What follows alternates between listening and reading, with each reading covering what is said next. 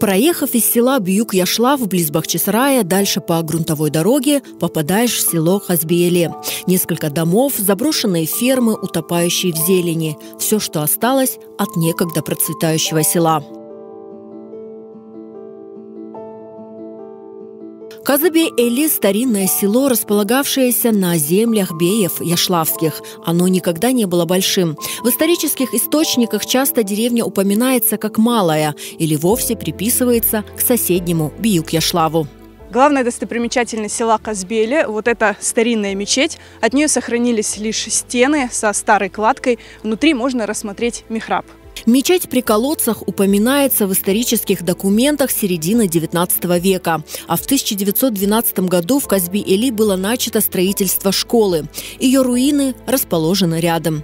Кроме того, неподалеку в зарослях можно увидеть и надмогильные камни башташ с арабской вязью.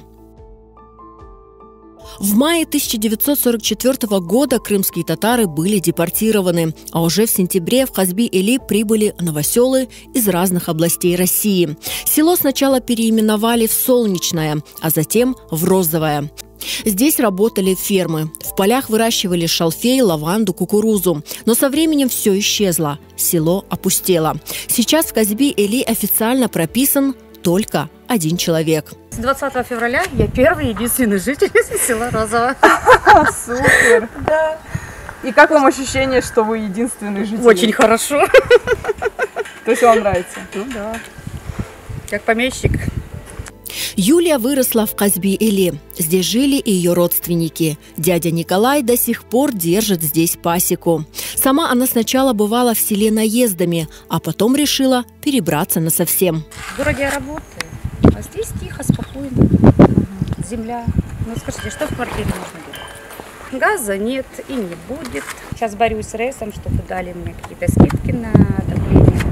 Отсутствие удобств Юлю не пугает. Бахчисарай всего в 14 километрах отсюда, и на автомобиле до него ехать минут 15.